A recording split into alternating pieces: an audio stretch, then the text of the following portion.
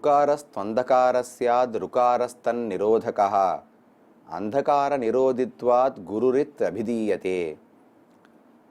நாம் யாரிடத்திலெல்லாம் ஞானத்தை பெறுகிறோமோ அவர்களையெல்லாம் குரு என்று அழைக்கிறோம். கு என்கிற வடமொழி எழுத்து அந்தகாரம், இருட்டை குறிக்குமாம்.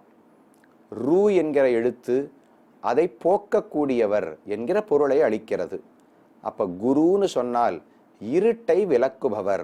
நம்முடைய மனதிலே ஆத்மாவுக்கு இருக்கக்கூடிய அறிவின்மை, அஞ்ஞானம் என்கிற ஒரு இருட்டு, அந்த இருட்டை போக்குபவர் தான் குரு என்று சொல்லப்படுகிறார். அது எந்த ஞானத்தை வேண்டுமானாலும் நமக்கு ஏற்படுத்தலாம். பகவானை பற்றி சொல்லி கொடுத்தால்தான் குரு என்பது மட்டும் கிடையாது. ஆச்சாரியன் என்று சொல்லப்படுபவர் இன்னும் உயர்ந்த ஸ்தானத்தில் கொள்ளப்படுகிறார். ஆனா குருன்னு சொன்னால் எந்த ஒரு கல்வியையோ பாடத்தையோ நமக்கு கற்றுக் கொடுத்தாலும் அவர்களை குரு என்று சொல்லலாம். அதை போலத்தான் அவதூதர் என்று ஒருவர் ஞானி. அவருக்கு 24 குருக்கள் இருந்தார்களாம். இயற்கையில் இருக்கும் ஒவ்வொரு பொருளையும் ஒரு பிராணியையும் பார்த்து தான் ஒவ்வொரு விஷயத்தை கற்றுக்கொண்டதாக யது என்கிற அரசனுக்கு அவதூதர் சொல்லிக் கொண்டு வருகிறார். கீழே 4 குருக்களை பார்த்தோம்.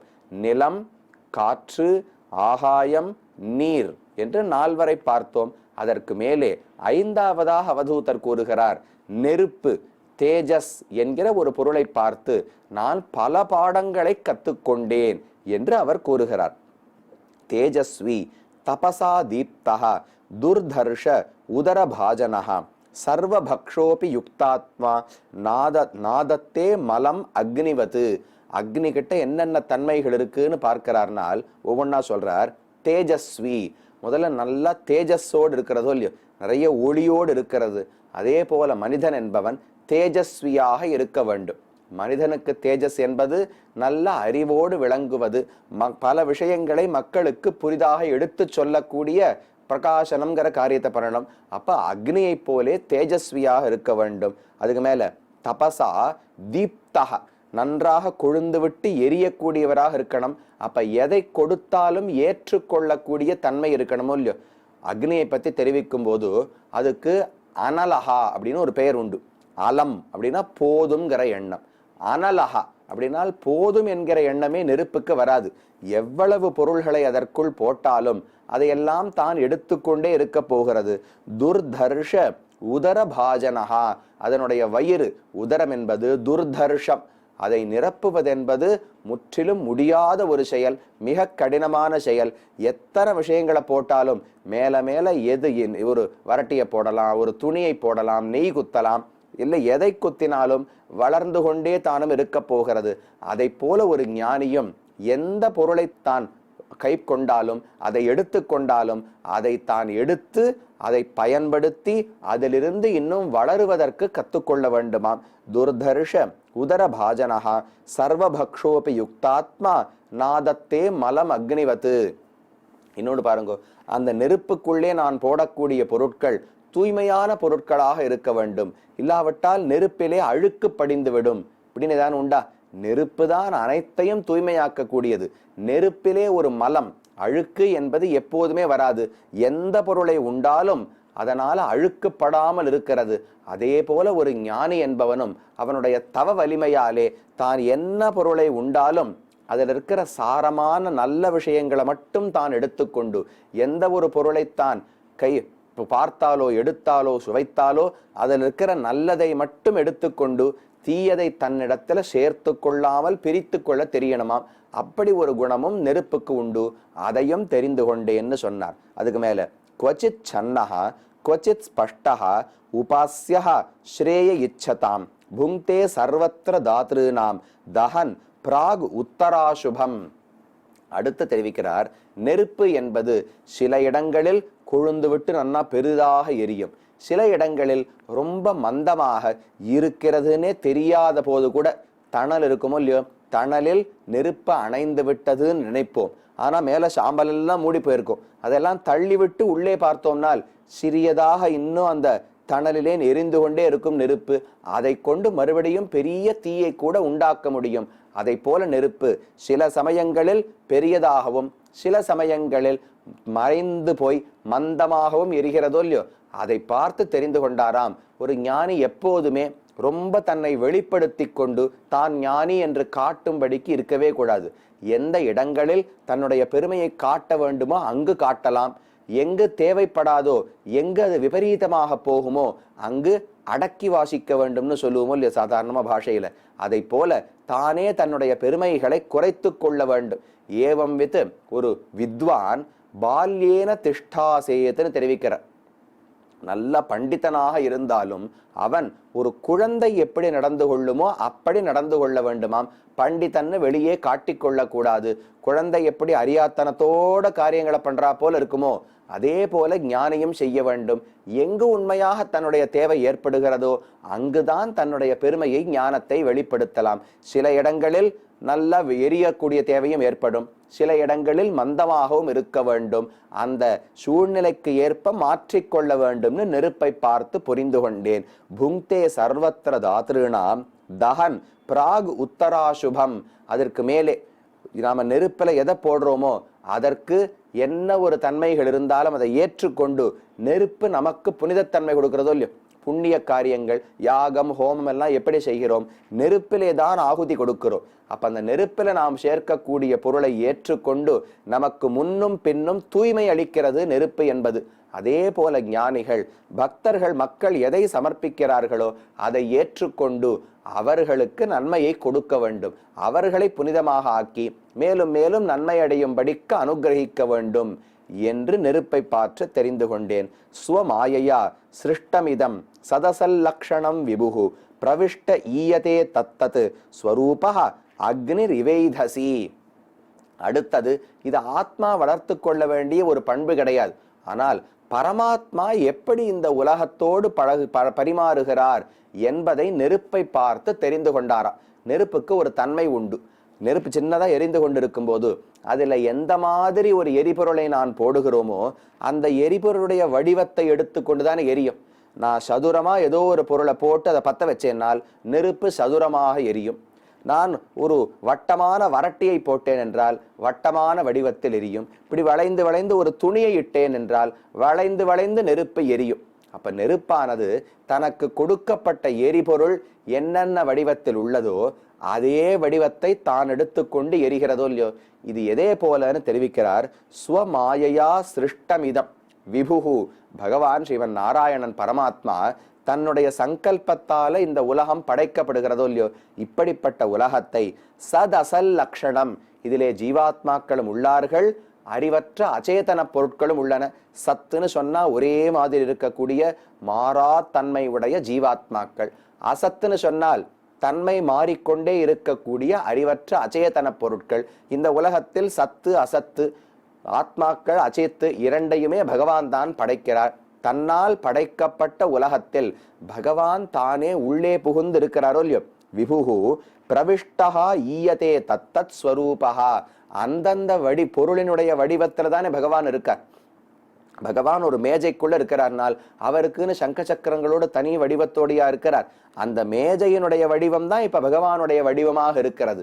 அப்ப நெருப்பு எந்த பொருளை எடுத்து கொள்ளுகிறதோ அந்த வடிவமாக ஆவது போல பகவான் தான் ஒவ்வொரு பொருளுக்குள்ளும் புகுந்து அதனடன் வடிவத்திலேயே காட்சி கொடுக்கிறார்.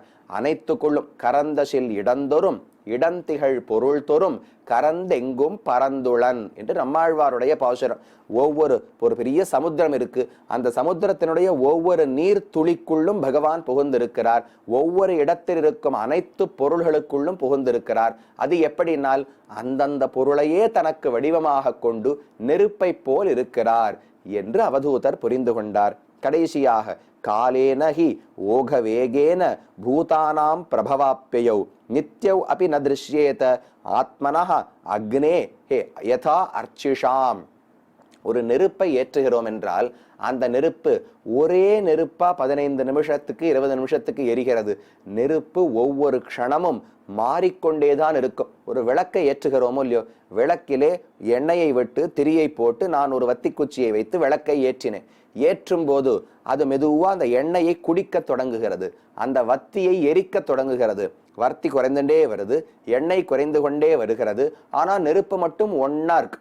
ஒரே ஜுவாலை, ஒரே நெருப்பு விளக்கில் எரிந்து கொண்டிருக்கிறது 2 மணி நேரமாக. இப்படி நம்ம கண்ணுக்கு பார்த்தால் மேலோட்டமாக தோன்றும். ஆனா ஆராய்ந்து பார்த்தோம் என்றால் உண்மையாக அது ஒரு நெருப்பாக இருக்க முடியாது. ஒரே நெருப்பாக இருந்தால் நெருப்பு தான் முதல் க்ஷணத்துல நான் வத்தி பெட்டியை வச்சு ஏத்தும் போதே வத்தி குச்சியால உண்டாகி விட்டதோ இல்லையோ. அப்ப நெருப்பு உண்டான பிறகு அது தொடர்ந்து அதே நெருப்பு இருந்ததென்றால் திரியும் குறையக்கூடாது, எண்ணெயும் குறையக்கூடாது. நெருப்பு உண்டாகிறதுக்கு தானே திரியும் எண்ணெயும் வேணும். அடுத்தடுத்த க்ஷணத்தில் அது குறையணுங்கிற தேவையே கிடையாது. ஆனால் எப்போது குறைகிறதோ அப்ப ஒவ்வொரு க்ஷணத்திலும் புதிதாக இந்த எண்ணெய், இந்த திரி, முன் க்ஷணத்தில் இருந்த நெருப்பு, இந்த மூன்றும் சேர்ந்து புதிதாக ஒரு நெருப்பு உண்டாகிறது. அந்த நெருப்பு அடுத்த நெருப்பை உண்டாக்கும். அந்த நெருப்பு திரியினுடைய அடுத்த இடத்தை எரிக்கும். திரி சுருங்கிண்டே வருதோ இல்லையோ, திரியினுடைய நுடைய நெருப்பை வச்சோம்னால் அது பக்கத்து இடத்துல எரிக்கும், அது பக்கத்து இடத்தை எரிக்கும், அது பக்கத்து இடத்தை எரிக்கும். இப்படி புதிதாக நெருப்புகள், ஜுவாலைகள் உண்டாகின்றன. ஆனா நம்முடைய கண்ணுக்கு அது தெரியாது. எல்லாம் ஒரே அளவு, ஒரே நிறம், ஒரே ஒரு அங்குலத்துக்கு உயரமா ஜுவாலை இருக்க போறது. பெருசா வேறுபாடு கண்ணுக்கு தெரியாதபடியால் ஒரே நெருப்பு என்று நாம் நினைத்து கொண்டிருக்கிறோம். ஆனா உண்மை என்ன?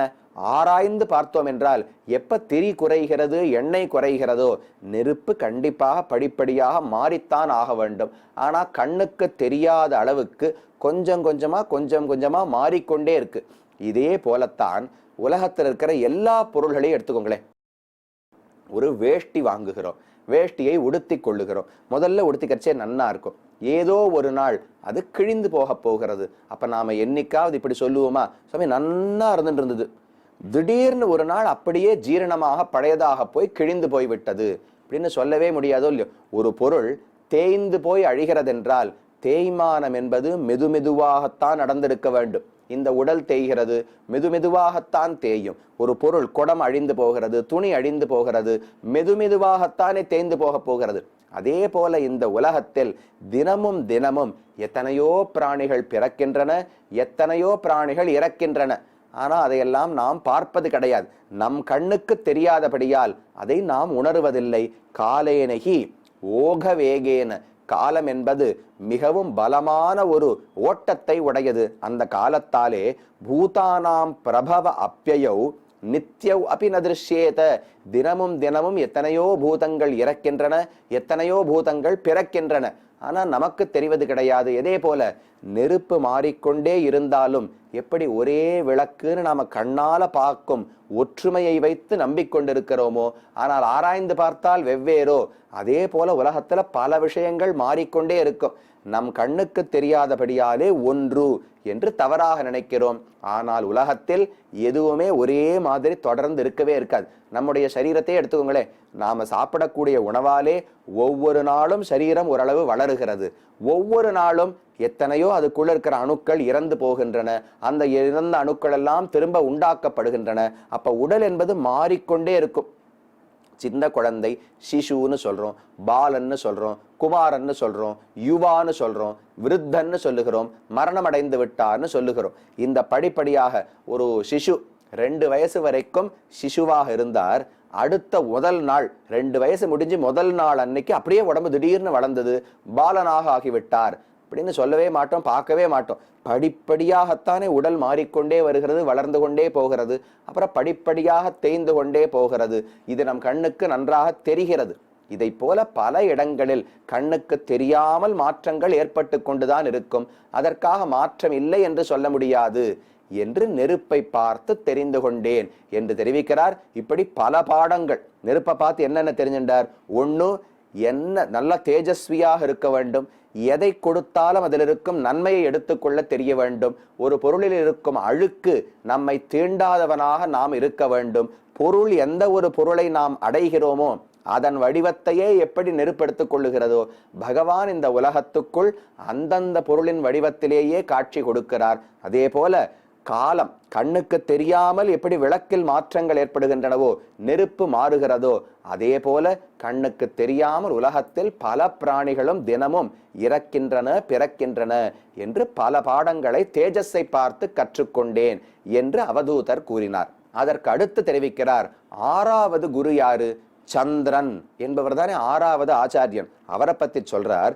விசர்காத்யாக ஸ்மசானாந்தாக பாவா தேகஸ்ய நாத்மனஹ கலானாம் இவ சந்திரஸ்ய காலேன அவ்யக்த வர்த்மனா. சந்திரனை பார்த்து ஒரு நல்ல பாடம் கத்துக்கொண்டாராம். சந்திரனுக்கு வளர்பிறை தேய்பிறை இப்படின்னு ரெண்டு பார்க்கிறோமோ இல்லையோ. சந்திரனுடைய கலைகள் வளர்ந்து கொண்டே போகின்றன, சந்திரனுடைய கலைகள் தேய்ந்து கொண்டே வருகின்றன என்று நாம் கண்ணாலே பார்க்கிறோம். ஆனால் யாருமே சந்திரனை பார்த்து, ஓ இன்னைக்கு சந்திரன் இவ்வளவு மெலியவராக உள்ளார், அடுத்த நாள் பருமனாகிவிட்டார், பௌர்ணமி என்று முழுமையாக இருக்கிறார், அப்புறம் சந்திரனே தேய்ந்து போய் இன்றைக்கு ஒண்ணுமில்லாமல் சந்திரன் அழிந்து விட்டார் அமாவாசை என்று, மறுபடியும் பிறக்கிறார் இப்படின்னு யாரானு சொல்றோமான்னு. சந்திரன் எப்படி இருக்காரோ அந்த கோளம் அதே உருண்டையாகத்தான் எங்கும் சுற்றி வருகிறார். ஆனால் அதுல எந்த பகுதி நம்முடைய கண்ணுக்கு படுகிறது, எங்கு ஒளி வீசுகிறது என்பதை வைத்துத்தானே சந்திரனுக்கு கலைகள், வளர்ச்சி, தேய்மானம் இது அனைத்தையும் சொல்லுகிறோம். சந்திரன் என்கிற உண்மையான ஒரு பொருளுக்கு எந்த தேய்மானமும் கிடையாது, வளர்ச்சியும் கிடையாது. இது எதை காட்டுகிறது என்றால், ஒரு ஆத்மா ஒரு உடலுக்குள்ளே புகுகிறாரே, புகுந்த உடனே முதல்ல குழந்தைன்னு சொல்லுகிறோம், அடுத்தது பாலன், அடுத்தது குமாரன், அடுத்தது யுவா, அப்புறம் விருத்தன், அப்புறம் மிருதன், மரணம் அடைந்து விட்டார்னு சொல்லுகிறோம் இல்லையோ. இந்த மாற்றங்கள் அனைத்துமே உள்ளே இருக்கக்கூடிய ஆத்மாவுக்கு உண்மையாக மாறவே மாறாது. ஒரு சிசுவுக்குள்ள இருக்கிற ஆத்மா வேறு மாதிரி இருப்பார், பாலனுக்குள்ள ஆத்மா வரும்போது ஆத்மாவே சட்டென்று வளர்ந்து விடுவார், இல்ல ஆத்மா குறைந்து விடுவார் என்று எந்த மாற்றமும் கிடையாது. அந்தந்த மாறுதல்கள் அனைத்தும் உடலுக்குத்தான் ஏற்படுகின்றனவே தவிர ஆத்மாவில் இந்த எந்த மாற்றமும் தட்டாது. எப்படி சந்திரன் தான் ஒரே மாதிரி இருந்தாலும் நமக்கு பார்ப்பதற்கு கலைகள், மேலோட்டமான கலைகள் வளர்ந்து தேய்வது போல காட்சி அளிக்கிறதோ, அதே போல் உடம்பில் தான் இந்த மாற்றங்கள் எல்லாம். கௌமாரம் யௌவனம் ஜரா தேகினோஸ்மின் யதாதேகே கௌமாரம் யௌவனம் ஜரா ததா தேகாந்தர பிராப்திஹி தீரஹ தத்ர ந முஹ்யதி என்று கண்ணன் பகவத்கீதையிலே தெரிவிக்கிறார். அர்ஜுனன் என்ன வருத்தப்பட்டார்? இந்த போர், குருக்ஷேத்திர போர் நடந்ததென்றால் துரோணர், பீஷ்மர், துரியோதனன் முதலான பல உறவினர்கள் அழிந்து போகிறார்கள், அவர்கள் அழிவுக்கு நான் காரணமாக போகிறேன், அதனால் இந்த யுத்தம் வேண்டாம் என்று சொன்னாரோ இல்லையோ. அப்ப கண்ணன் கேட்கிறார், அர்ஜுனா நீ இவர்களோடு சண்டையிடாவிட்டால் இவர்கள் என்ன மரணமே அடையாமல் இருக்க போகிறார்கள்னு உனக்கு எண்ணமா? உடலினுடைய இயற்கையான தன்மையே ஏதோ ஒரு நாள் கண்டிப்பாக அழியத்தான் போகிறது. ஆத்மாதான் நித்தியமானவர். அப்ப நீ போடுகிற அம்பால ஆத்மாவை ஒரு நாளும் முன்னால அழிக்க முடியாது. இல்ல உடல் அழிந்து போகிறதேன்னு வருத்தப்பட்டாய் என்றால், உடலுக்கு அழிவு என்பது இன்றியமையாத பண்பு.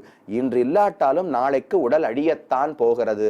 மேலும் உடலினுடைய அழிவு என்பது ஏன் ஒரு வருத்தத்துக்கு காரணமாக இருக்க வேண்டும் அப்படின்னு சொல்லி கண்ணன் சொல்லுகிறார். ஒரு சின்ன குழந்தை அது பாலனாக வளர்ந்து 4 வயசு ஆகும்போது யாரான அழுதியிலான்னு நல்லா சந்தோஷப்பட்டோம், குழந்தை வளர்றான்னு சந்தோஷப்பட்டோம். அப்புறம் குமாரன் யௌவனம் இளமை பிராயத்தை அடைந்த உடனே நல்லா 6 அடிக்கு வசந்துட்டானே, நல்லா வளர்ந்துருக்கான்னு நல்லா ஆனந்தப்பட்டோம். அதிலிருந்து இன்னும் வயசாருது, யாரும் துக்கப்படுவது கிடையாது. உடல் மாறுபாடுகளை அடையும் போது நீங்கள் எந்த துக்கத்தையும் படவில்லை. அதே போல ஒரு மாறுபாடுதான் ஒரு உடலை தூக்கி போட்டுவிட்டு அடுத்த உடலை ஆத்மா எடுத்துக்கொள்வது என்பது. ஒரு வஸ்திரம் ரொம்ப பழையதாக போய்விட்டால் அந்த வஸ்திரத்தை கழட்டி வைத்து விட்டு வேறொரு வஸ்திரத்தை அணிந்து கொள்ளுவோமோ இல்லையோ. ஆத்மா சின்ன வயசிலிருந்து ஒரே வஸ்திரத்தோடு ஒரே உடலோடு பிரயாணிக்கிறார். அது ரொம்ப மலினமாக ஜீரணமாகத்தான் தொய்ந்து போய்விட்டதென்றால் அதை தூக்கி போட்டுவிட்டு வேறு ஒரு உடலை எடுத்துக் கொள்ளுகிறார். அதில் எந்த வருத்தத்துக்கு காரணமும் இல்லையே. வருத்தப்படணும்னால் அப்போ சிசு பாலனானதுக்கு வருத்தப்படணும், பாலன் யுவா ஆனதுக்கு வருத்தப்படணும், யுவா விருத்தனானதுக்கும் வருத்தப்படணும். அதுக்கெல்லாம் வருத்தப்படாமல் அதே போல மற்றொரு மாற்றம் உடலளவில் இருக்கக்கூடிய மாற்றம்தான் மரணம் என்பதும் அதற்கு ஏன் வருந்துகிறாய் என்று கண்ணன் கேட்கிறார். ஆகையால் உடலில் ஏற்படும் மாற்றங்கள் எல்லாம் மேலோட்டமானவை. ஆத்மாவை இது எதுவுமே தீண்டாது. ஆத்மா வளர்வதும் கிடையாது, குறைவதும் கிடையாது, பருப்பதும் கிடையாது, இளைத்து போவதும் கிடையாது, வெளுப்பாவதும் கிடையாது, கருப்பாவதும் கிடையாது. இந்த அனைத்துமே உடலில் இருக்கக்கூடியவை. எப்படி சந்திரனிடத்தில் மாற்றமே இல்லாத போதும் அவனுடைய கலைகள் தேய்வது போலும் வளர்வது போலும் நமக்கு காட்சி அளிக்கின்றனவோ, அதே போல ஜீவாத்மாவுக்கு உடலளவில் வளர்ச்சி, உடலளவில் தேய்மானம்னு தெரிகிறது. அதை நாம் தவறாக உடலே நான் என்று நினைத்து கொண்டபடியால் நான் வளர்கிறேன், நான் தேய்கிறேன் நினைத்து கொண்டு வருத்தப்படுகிறோமே தவிர நான் என்பவன் ஆத்மா, உடலை காட்டிலும் வேறுபட்டவன். உண்மையில் எனக்கு எந்த வளர்ச்சியும் கிடையாது, எந்த தேய்மானமும் கிடையாதுன்னு ஒருவன் புரிந்து கொண்டு விட்டான் என்றால், உடல் வேறு ஆத்மா வேறு, அவிநாசித்து தத்வித்தி ஏன சர்வமிதம் ததம்னு கண்ணன் தெரிவிக்கிறார். ஆத்மாவை எந்த பொருளாலுமே அழிக்க முடியாது. ஏன்னா கத்தியால குத்தி ஆத்மாவை அழிக்க முடியுமா? நெருப்பால எரித்து அழிக்க முடியுமா? அது அனைத்தையும் விட சூக்ஷ்மானவர் ஆத்மா. இந்த எந்த பொருள்களுமே ஆத்மாவை எதுவும் செய்ய முடியாது. ஆனா உடலை இவை அனைத்துமே அழிக்க முடியும். அப்ப உடலில் ஏறும் மாறுபாடுகளை ஆத்மாவிடத்திலே ஏற்றி பார்த்து விடாதே, ஆத்மா வேறு என்று புரிந்து கொள்ள வேண்டும்னு தெரிவிக்கிறார். அதைத்தான் அவதூதர் சொல்லுகிறார். கலானாமிவ சந்திரஸ்ய காலேன அவ்யக்த வர்த்மனா விசர்காத்யாக ஸ்மசானாந்தாக பாவாக. விசர்க்கம்னா ஒரு குழந்தை பிறக்கிறது, முதல்ல கரு உண்டாகிறது, அதிலிருந்து ஸ்மசானத்துல போய் எரிக்கப்படுகிறதே, அது வரைக்கும் இருக்கக்கூடிய மாற்றங்கள் அனைத்துமே தேகஸ்ய ந ஆத்மனஹா, உடலுக்குத்தான் தங்குகின்றன. உடலினுடைய மாறுபாடுகளை தவிர ஆத்மாவினுடைய மாறுபாடுகள் அல்ல என்று சந்திரனை பார்த்து புரிந்து கொண்டேன் என்று அவதூதர் தெரிவிக்கிறார். அடுத்து சூரியன், ரொம்ப உயர்ந்த ஒரு கருத்தை சூரியனை பார்த்து புரிந்து கொண்டாராம். என்னவென்று அடுத்த பகுதியிலே நாம் பார்க்கலாம்.